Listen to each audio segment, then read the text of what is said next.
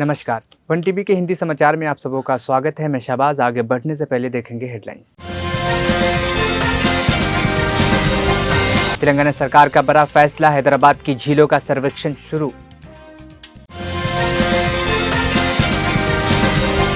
हुमायूंनगर में कांग्रेस और एआईएमआईएम के नेताओं के बीच भिड़ंत। उत्तराखंड में समान नागरिक संहिता का प्रस्ताव 9 नवंबर से लागू होने की संभावना। ओलंपिक पहलवान विनेश फोगाट ने जोलाना से जीता चुनाव, बीजेपी के उम्मीदवार को हराया। इजरायली सेना का बयान, लिबनानी सीमा पर हिजबुल्लाह हमले में 2 सैनिक मारे गए। अब खबरें विस्तार से। तेलंगाना सरकार ने हैदराबाद महानगर विकास प्राधिकरण की सीमा के भीतर झीलों के व्यापक सर्वेक्षण के लिए निर्देश जारी किए हैं।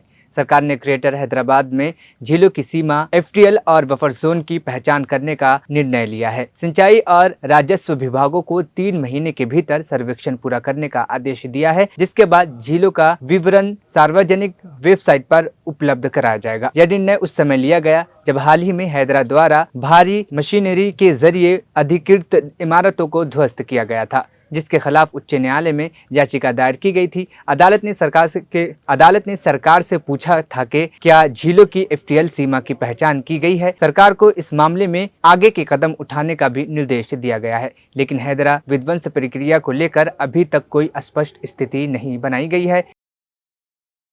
तेलंगाना कांग्रेस विधायक कोमति रेड्डी राजगोपाल रेड्डी ने महिलाओं से मुफ्त बस यात्रा की सुविधा के बारे में उनकी राय जानने के लिए बातचीत की। उन्होंने सुना कि इस सुविधा के बाद यात्रियों की संख्या में काफी वृद्धि हुई है। कुछ महिलाओं ने ये भी शिकायत की कि जिन महिलाओं ने टिकट खरीदा है वह बस में आराम से बैठी है, जबकि मुफ्त यात्रा करने वाली महिला खड़े होकर यात्रा कर रही थी। विधायक ने पूछा कि क्या महिलाएं इस सुविधा से संतुष्ट हैं, तो कुछ का कहना था कि कामकाजी महिलाओं को इससे लाभ हो रहा है, जबकि कामकाजी श्रमिक महिलाओं के लिए ये उतनी उपयोगी नहीं है। इस बातचीत का वीडियो सोशल मीडिया पर वायरल हो गया है।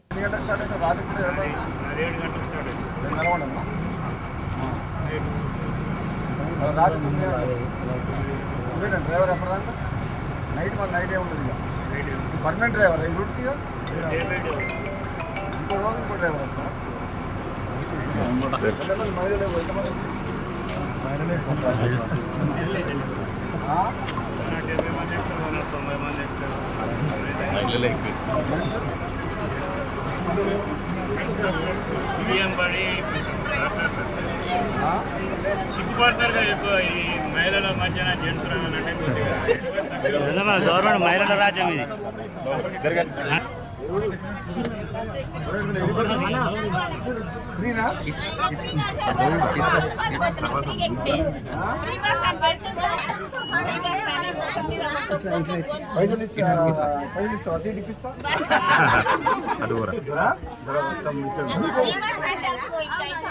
ఎంతసేపు పడుతుంది ఇంచి నల్గొండకు? 45 minutes. ఈ నుంచి నల్గొండకా? వీళ్ళు నిలబడ్డ వాళ్ళందరూ ఫ్రీ బస్ అన్నట్టే కదా. అంతకుముందు ఫ్రీ పెట్టక ముందుకు సీట్లు దొరికేదా? లేడీస్ సీట్ ఇవ్వాలి. లేడీస్ మంచిగా ఉంది. యంగ్స్టర్స్ మొత్తం లేడీసే ఉంది కదా. ఇగో ఇటువంటి యంగ్స్టర్స్ లేడీస్ కి సీట్ ఇవ్వాలి. నిలబడి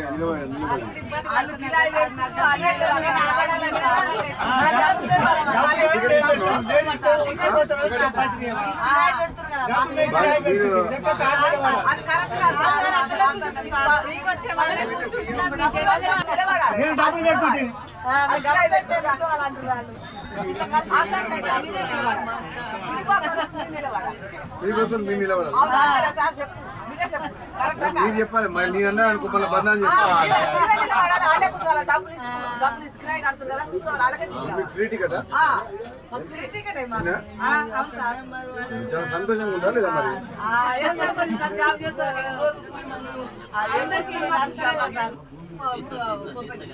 ముప్పై నుంచి 3 గంటల టికెట్ అంతమంది 20 రూపాయలు ముంగోడు 40 రూపాయలు రోజు పోతాం. మాకు ఏ పని ఎన్ని రోజులకు సరిపోతుంది? ఏం పని లేదు మాకు. నల్గొండ పిల్లగానికి దెబ్బ తాకిందని పోతున్నాం. మాకు ఏ పని మాకు ఏ పని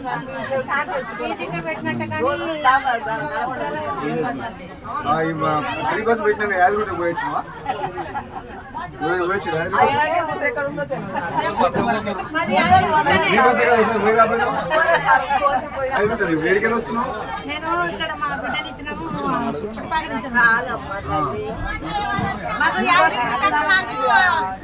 కిలోమీటర్లు ఉంటుంది పంపెళ్ళి ఎన్ని ఎవరు చూపిస్తున్నావు మరి మీ అమ్మనా అమ్మ మామూలుగా దెబ్బ తాకలే కదా బాగానే తాకినాయి కదా దెబ్బలు ఏమంటుంది డాక్టర్ సంరక్షణ హాస్పిటల్ ఎవరిది బాగా ఓకే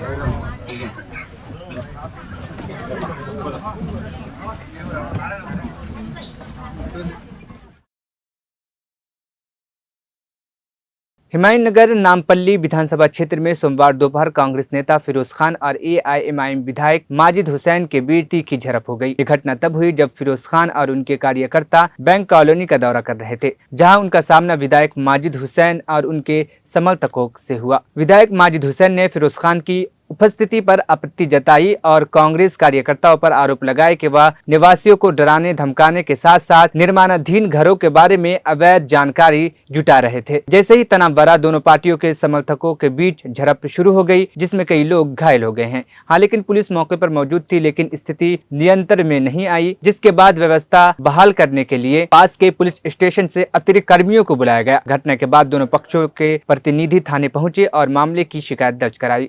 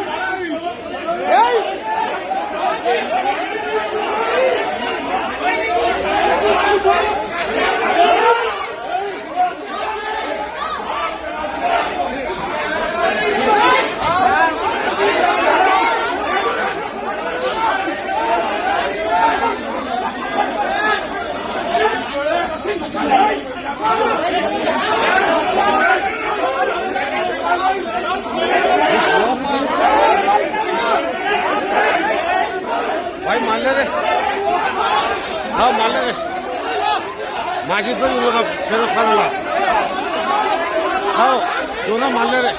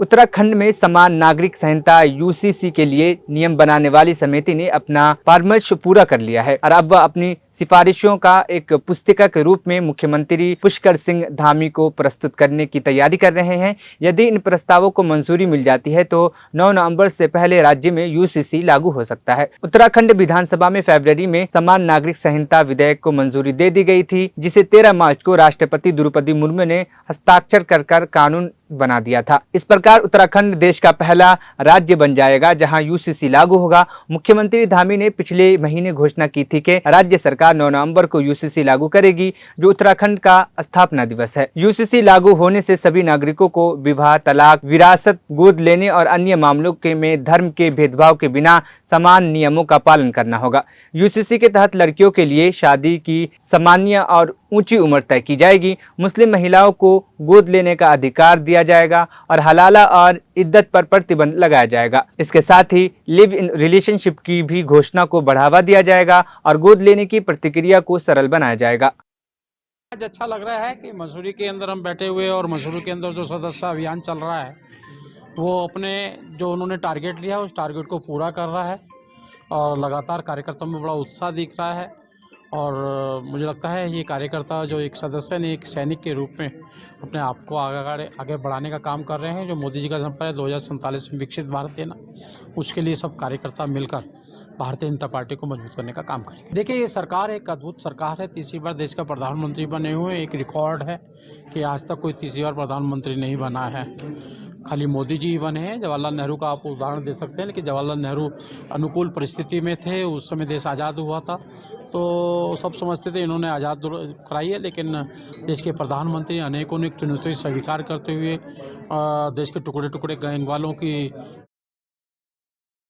दिल्ली के पूर्व मुख्यमंत्री और आम आदमी पार्टी के संयोजक अरविंद केजरीवाल ने सोमवार को एक बयान जारी करते हुए कहा है कि भगवान उनकी पार्टी के साथ है और डरने की कोई ज़रूरत नहीं है, क्योंकि उनकी पार्टी ने कुछ भी गलत नहीं किया है। यह बयान मनी लॉन्ड्रिंग जांच के सिलसिले में राज्यसभा सदस्य रंजीव अरोरा के ठिकानों पर ईडी के छापेमारी के बाद आया है। एक प्रेस कॉन्फ्रेंस में केजरीवाल ने आरोप लगाया कि बीजेपी की नेतृत्व वाली सरकार भ्रष्टाचार के नाम पर उनकी पार्टी को निशाना बना रही है। उन्होंने कहा कि एजेंसियों ने मुझे, मनीष सिसोदिया, संजय सिंह और अन्य नेताओं को गिरफ्तार किया और डराने धमकाने का भी काम जारी है। केजरीवाल ने स्पष्ट किया है कि भ्रष्टाचार की जाँच नहीं बल्कि एक राजनीतिक प्रतिशोध है। उन्होंने कहा कि प्रधानमंत्री नरेंद्र मोदी एक पार्टी के पीछे और सभी संसाधनों का उपयोग कर उन्हें नष्ट करने की कोशिश कर रहे हैं। एक्सीडेंट हो जाए दिल्ली के अंदर, उसको फ्री इलाज होता था, वो बंद कर दिया। इन्होंने सड़कों का रिपेयर बंद कर दिया, इन्होंने ओल्ड एज पेंशन बंद कर दी, इन्होंने इस तरह से कई सारे काम हैं, कई होम गार्ड्स की और कई लोगों की तनख्वाहें बंद कर दी। वो सारे कामों पे अब हम लग गए हैं। जो जो दिक्कतें जो काम बंद किए गए, आतिशी जी से मैंने कहा है ये हमारी सरकार उन सारे कामों को चालू कराएगी और जो समस्याएं लोगों को हुई इसकी वजह से वो अब समस्याओं का निवारण करने की कोशिश करेंगे। ये समझ नहीं आ रहा, मतलब ऐसे ये कोई भ्रष्टाचार के खिलाफ तो जांच चल नहीं रही। जाहिर तौर पे इन्होंने मेरे को गिरफ्तार कर लिया, इन्होंने संजय सिंह को गिरफ्तार कर लिया, इन्होंने मनीष सिसोदिया को गिरफ्तार कर लिया, इन्होंने सत्येंद्र जैन को गिरफ्तार कर लिया, इन्होंने विजय नायर को गिरफ्तार कर लिया, इन्होंने विभव को गिरफ्तार कर लिया, इन्होंने आज संजीव अरोड़ा के ऊपर ईडी की रेड कर दी। तो ये कोई भ्रष्टाचार के खिलाफ जांच थोड़ी चल रही है। ये तो ऐसे लग रहा है जैसे प्रधानमंत्री जी एक पार्टी के पीछे पड़ गए हैं बुरी तरह से, और जितनी उनके पास ताकत है, एजेंसीज हैं, रिसोर्सेज हैं, सारे के सारे रिसोर्सेज एक पार्टी को और उसके नेताओं को ख़त्म करने के ऊपर लगा दिए हैं। लेकिन हमारे साथ भगवान है, हमारे साथ शक्ति है, तो हमने कोई गलत काम नहीं किया तो हम किस बात से डरेंगे। मैं जाहिर तौर पे पूरे देश के अंदर अगर किसी सरकार का मुखिया, प्रधानमंत्री जी सुबह से शाम तक बस ईडी और सीबीआई करेंगे, बदला लेंगे, बदले की कार्रवाई करेंगे, लोगों को जेल में डालने का काम करेंगे, निर्दोषों को जेल में डालने का काम करेंगे, और केवल अब तो पूरा देश जानता है वो केवल एक आदमी के लिए काम कर रहे हैं, उनका एक दोस्त है, उसके लिए काम कर रहे हैं। तो धीरे धीरे जनता को समझ में आने लगा है कि वो भाषण कुछ और देते हैं और करते कुछ और हैं। तो अब वो जो उनका एक पर्दा था वो हटता जा रहा है और लोगों को के सामने सच्चाई सामने आ रही है कि किस तरह से लोग बेरोज़गारी से परेशान हैं, लोग महंगाई से परेशान हैं, लोग उनके भ्रष्टाचार से परेशान हैं। अब उनकी सच्चाई लोगों के सामने। प्रसिद्ध ओलंपिक पहलवान और कांग्रेस उम्मीदवार विनेश फोगाट ने हरियाणा के जोलाना निर्वाचन क्षेत्र में अपना पहला चुनाव जीत लिया है। उन्होंने भारतीय जनता पार्टी बीजेपी के उम्मीदवार योगेश कुमार को 6015 वोटों से अंतर से हराया है। जिंद जिले में स्थित जोलाना एक प्रमुख निर्वाचन क्षेत्र था जहां वोटों की गिनती के दौरान कड़ा मुकाबला देखने को मिला। एक समय विनेश फोगाट पीछे थी, लेकिन उन्होंने बाद में बढ़त मनाते हुए निर्णायक जीत दर्ज की। यह उपलब्धि विनेश फोगाट के लिए एक बड़ी सफलता है और उनकी सार्वजनिक लोकप्रियता का प्रमाण भी है। उनकी जीत से कांग्रेस पार्टी को उम्मीदें बढ़ गई हैं और ये देखना दिलचस्प होगा कि वह राजनीतिक क्षेत्र में आगे कैसे बढ़ती हैं। वो हमेशा चुनती है। आज संघर्ष की जीत हुई है, सच्चाई की जीत हुई है और मैं चाहती हूँ कि हमारे लोगों ने जो प्यार प्रेम दिया है, जो इस देश ने मेरे को प्यार प्रेम दिया है, उसको मैं हमेशा बना के रखूँ, उनके विश्वास को हमेशा बना के रखूँ। आपकी पार्टी आपकी पिछड़ गई है, सरकार नहीं बन पा रही, इसको लेकर क्या कहेंगे? देखिए अभी वेट कीजिए थोड़ा सा, अभी सारे रिजल्ट नहीं निकल के आए हैं, एक सीट निकल के आ रही है। पहले हमारा भी पीछे चल रहा था लेकिन हम भी लीड में आए हैं, तो अभी रिजल्ट चल रहे हैं, अभी क्लियर नहीं हुआ। जब सर्टिफिकेट हाथ में आएगा तो कांग्रेस पार्टी की सरकार बनेगी। राजनीति में कंटिन्यू रखेंगे या फिर खेल की तरफ भी देख सकते हैं? राजनीति में अगर आ गए तो कंटिन्यू इधर ही रखेंगे। लोगों ने प्यार प्रेम दिया है, उनके लिए काम भी करना पड़ेगा फील्ड में रह के। ऐसा तो है नहीं कि हम दोनों चीजें कर सकते हैं। कांग्रेस नेता इलेक्शन कमीशन पर आरोप लगा रहे हैं। विनेश, कांग्रेस नेता इलेक्शन कमीशन पर आरोप लगा रहे हैं। किसी को पूछने दो एक बार। हाँ, शहर के लिए क्या क्या करेंगे? शहर की अकेले की बात नहीं है, पूरे जुलाना विधानसभा के लोगों ने जो मेरे को प्यार प्रेम दिया है, जितनी उम्मीद से मुझे वोट किया है, हर एक वोट को मैं चाहती हूँ कि हर एक वो वोटर खुश होना चाहिए जिन्होंने मेरे पे उम्मीद जताई है। तो वो कोशिश रहेगी हमारी। क्या एक्सपेक्ट कर सकते हैं आपके एंड से? हाँ जी, स्पोर्ट्स के लिए क्या एक्सपेक्ट कर सकते हैं आपके एंड से? देखिए मैं स्पोर्ट्स पर्सन हूँ, जितना हो सकता है मैं स्पोर्ट्स के लिए करूँगी और मैं एक फील्ड में सीमित नहीं रहना चाहती। हर फील्ड के लोगों ने, हर किसान का मेरे हैं, चाहे नौजवान हैं, सभी ने मेरे को वोट दिया है, तो सभी की जो जिम्मेदारियाँ हैं वो मैं बखूबी निभाने की कोशिश करूँगी। खेल के लिए क्या प्रार्थना करेंगे, आप क्या चाहेंगे? सर वो आगे का सवाल है।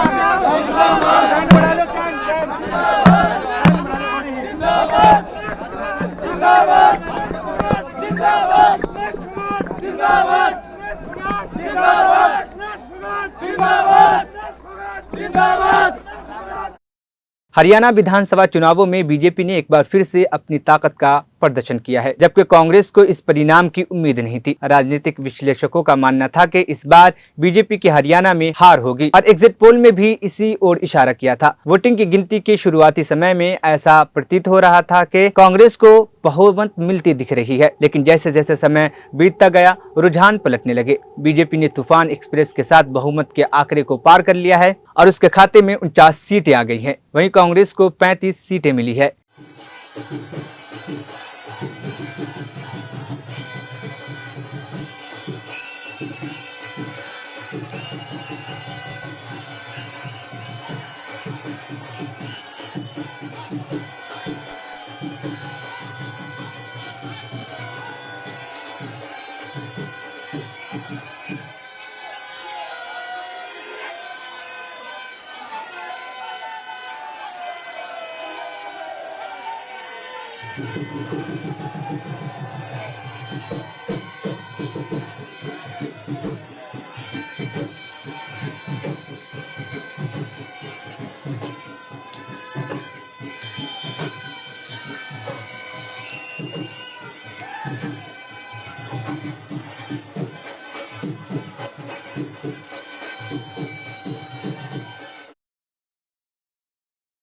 इजरायली सेना ने रविवार को लिबनानी सीमा के पास हुए हिजबुल्लाह हमले में 2 सैनिकों के मारे जाने की पुष्टि की है। इस घटना के बाद इजराइल लिबनान सीमा पर तनाव बढ़ गया है, जिसके चलते इजरायली सेना ने लिबनान में हवाई हमले की संख्या बढ़ा दी है। हिजबुल्लाह ने गाजा और इजराइल के विभिन्न स्थानों पर रॉकेट से हमले किए हैं, जिससे क्षेत्र की स्थिति और जटिल हो गई है। दोनों पक्षों के बीच बढ़ती लड़ाई में दहशत पैदा कर रही है। इजरायली सेना में मारे गए सैनिकों की पहचान नहीं की गई है। आखिर में हेडलाइंस फिर। तेलंगाना सरकार का बड़ा फैसला, हैदराबाद की झीलों का सर्वेक्षण शुरू।